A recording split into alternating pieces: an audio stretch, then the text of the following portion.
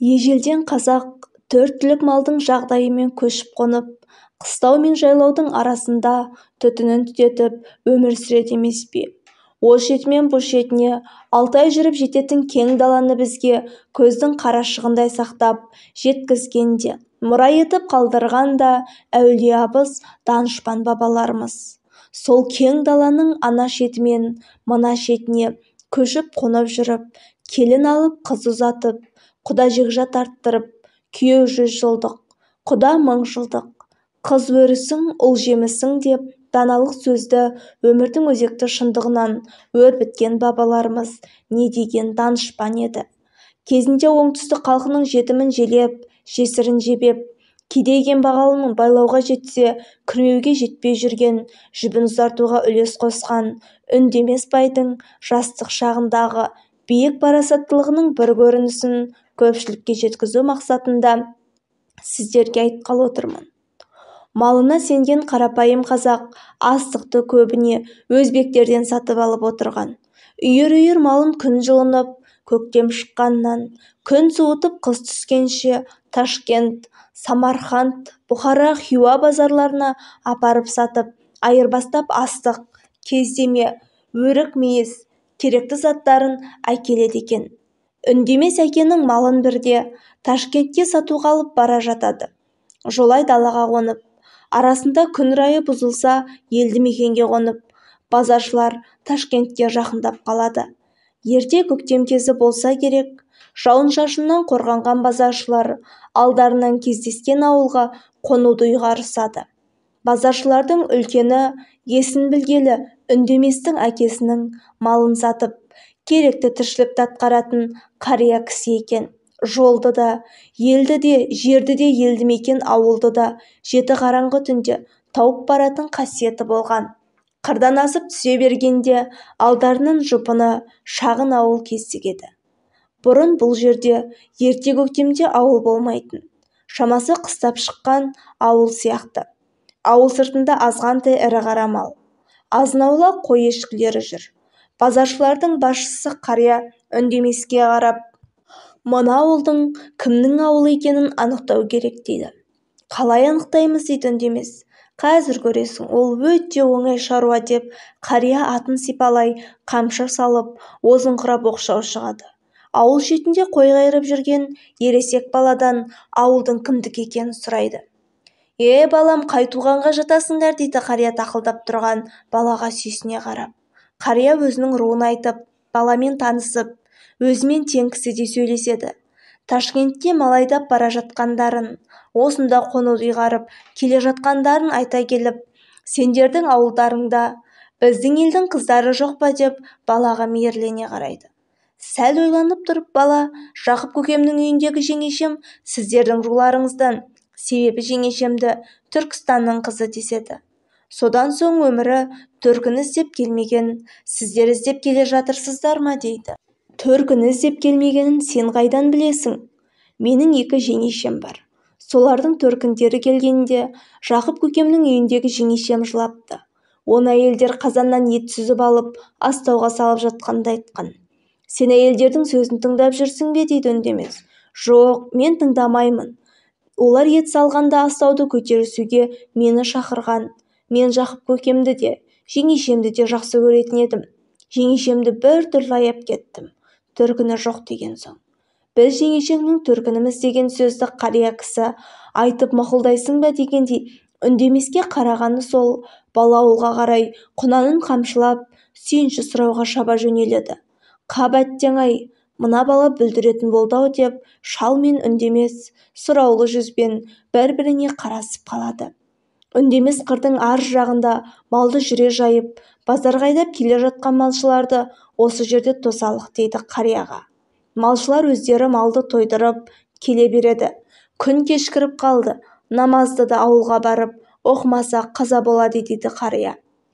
Ана шауып бара жатқан бала сүйінші сұрап, қам көңіл жанның жүрегіне қуаныш сыйлап, қуантар мекен? Жоқ болмаса жүрегім бордай езер мекен?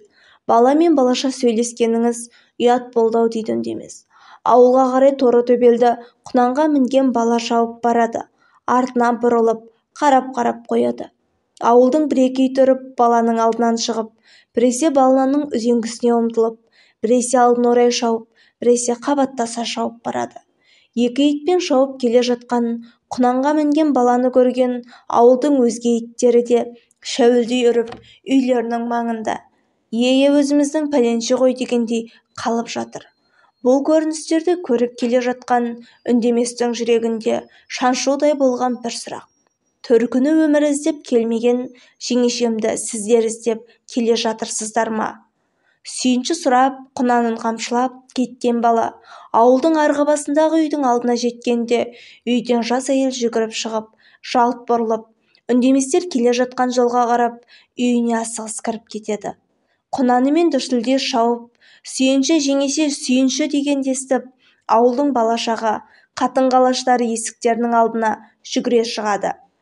Жарамды жақсы ат мінген кісілерге аңтарыла қарап қалған ауылдың тұрғындары есіктерінің алдында ербиіп, кейбіреуі көз сала қарап тұр. Құнанды баланың сүйінші сұраған үйіне беттеп бара жатқан қонақтарды көздерімен шығарып салған ауыл тұрғындары есіктердің алдында әлі тұр. Кенет шеткі үйден жас әйел асығыс шығып, аттылы кісілердің жақындап қалғанын көріп, сәл кібіртіктеп тұрып, базаршылардың басшысы шалға қарай адымдай жүріп келеді. Шал да апыл-тапыл атынан түсіп, қарағым деп, жас әйелдің маңдайынан иіскеп, айналайын деп жатыр.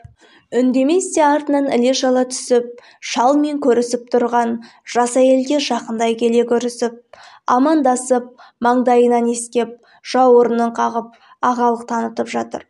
Сол екі арада үйден кемпір-шал қабаттаса шығып, құдалар келіп қалған екен ғой, әй қайсың барсың, құдалар аттан түсіріп те алмағансыңдар ма деп шалайқайға басып, ауылдастарының қылығына кейіс білдіруде.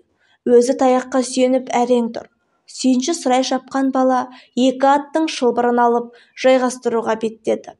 Жұпыны ескі киіз үйге үйдің егесі шал бастап кіріп, ал құдалар төрге отырыңдар деп елпілдеуде. Төрге жайғасқан соң үндемес үйдің ішін барлай қарап, базаршылардың басшысы шалға іштей ренжіп отырды. Себебі сырты қандай жұпыны болса, іші де сондай жұпыны. Үй иелері қонақты күтуге қысылатыны аян тіршілік. Лезде ауылдың үлкен кішілері құдаларға бірінен соң бірі келіп сәлемдесуде. Кексе кәрі әйелдер де келіп құдалармен сәлемдесіп жатыр. Біреулері сұраулы пішінде құдаларға, біреулері таңдана, біреулері қызыға, біреулері немқұрайлы селқос қарап амандасып отырып жатыр. Кейбір әйелдердің еріндері жыбырлап, кейбіреуі бір-біріне сыбырлап, еріндерін сылп еткізіп, ауыздарын бірінің құлағына тақап бірдеңелерді айтуда. Құдаларым келді деп, мәз-мейрам болып отырған кемпір-шал абыржып отыр. Күйеу балдарыңыз көрші ауылға кеткен еді, келіп қалады деп сөзін аяқтамай жатып, қутыңдаған бір жігіт: ағамыз қайын жұртынан келетінін қайдан біледі, көріп кел болмаса.